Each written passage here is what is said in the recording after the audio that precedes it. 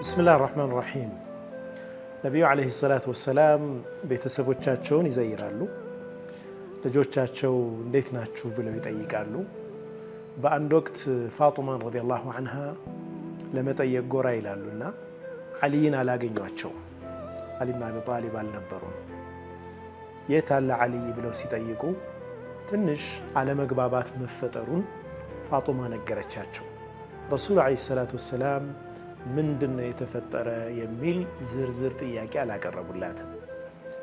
ጥለዋት ወጡ ከቤት ወጡና ከፋጡማ ቤት አሊን ፍለጋ ተሰማሩ አንድ ሰሃባ ጠየቁት እስኪ አሊን ፈልገው አሉ አሊ ኢብኑ አቢ ጣሊብ ረዲየላሁ ዐንሁ ከፋጡማ ጋር አለመግባባት እንደተፈጠረ ወደ መስጂድ ሄደው ተኝተዋል መስጂድ ውስጥ ረሱል አለይሂ ሰላቱ ወሰላም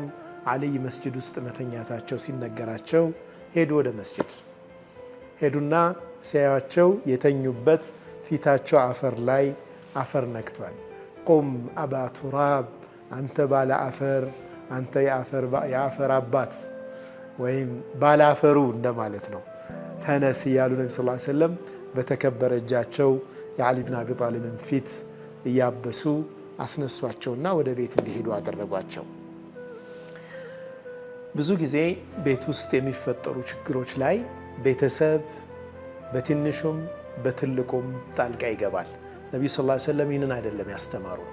لأن البيوت أسرار ቤቶች ሚስጥር ናቸው ሚስጥሮች በዝርዝር አይጠየቁም ምን ተፈጠረ ምን አድርጎሽ ነው ምን አድርገሽው ነው እዛ ውስጥ አልገቡም ነብዩ ሰለላሁ ዐለይሂ ወሰለም በቀጥታ ወደ አሊ ሄደው ብቻ ካሉበት አስነስተው እየቀለዱ አንተ የአፈር አባት ሆይ አንተ ባለ አፈር ሆይ ያሉ ነብዩ ሰለላሁ ዐለይሂ ወሰለም በእጃቸው በተከበረ እጃቸው የአሊን ፊት ያበሱ ብቻ ነው ዝም ያሏቸው በነገራችን ላይ አሊንም አልጠየቋቸውም በቤተሰብ መካከል በባልና ሚስት መካከል የሚፈጠር ችግር ወደ ሶስተኛ ወገን ከሄደ የበለጠ ችግሩ እየሰፋ ነው የሚሄደው አውፍ ተባብለው እንኳን ሰው ከሰማው በኋላ በጣም ይከብዳቸዋል ቀልብ በጣም ይጎዳል فلذلك በጣም ከልክ በላይ በጣም አስቸጋሪ ጉዳይ ካልተፈጠረ በስተቀር ወደ ሶስተኛ ሽምግልና መሄድ አይወደድም ጥሩም አይደለም ነብዩ ሰለላሁ ዐለይሂ ወሰለም ይህንን ያስተማሩን በቃ እሷንም አልጠየቋትም አሊንም አልጠየቁም ሄደው ከተኙበት አስነሷቸውና እንዲገቡ አደረጉ ቤት ይፈቱታል ችግሩን ቤት ውስጥ የሚፈጠሩ ችግሮችን በሙሉ ለሚመጣ ለሚሄደው ሁሉ ከተነፈስ ከነገርን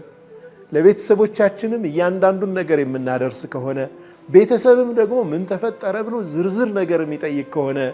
ትዳሮች አደጋ ላይ ይወድቃሉ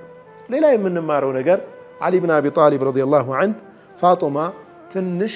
ረጋ እስከምትል ድረስ ቤት ጥለውላት ነው የወጡት እሷንም አላስወጣትም እሳቸው ናቸው የወጡት ቤት ጥለው ሐቂቃ ይህ በጣም ትልቅ ትምህርት ነው ሚስቶች ሊከፉ ይችላሉ ሊያጠፉም ወይም ጥፋት ሊፈጸምባቸው ይችላል በሚበሳጩበት ሰዓት ወንድ ሚስቱን አይደለም ከቤት ማስወጣት ያለበት ይሄ አደብም አይደለም እሱ ይወጣና ያረጋጋዋል ጉዳዩ ምናልባትም ገለል ብሎ ቤተሰብ ጋር ማነው ጓደኛ ጋር ወይም ሆቴል ይዞ ብቻውን ገለል ብሎ አንድ ቀን ሁለት ቀን ሊያርፍ ይችላል ያኔ እሷ ስትረጋጋ ጉዳዮቹ ወደ ነበሩበት ይመለሳሉ እነኚህን አስተምሮቶች ሁሉ እንወስዳለን በዚህ ሂደት ላይ ቤቶች ሚስጥሮች ናቸው ለማንም እንዳሻን የምናወራበት ወይም ደግሞ እንዲህ ተፈጠረ ብለን ለቅርብ ጓደኛችንም ለወላጆቻችንም የቤታችንን ጉዳይ ለቅርብ ጓደኞቻችንም ይሁን ለቤተሰቦቻችን ዝርዝር ነገር መንገር አያስፈልግም ቁጭ ብሎ በስርዓት መነጋገር የምንነጋገርበትን ጊዜም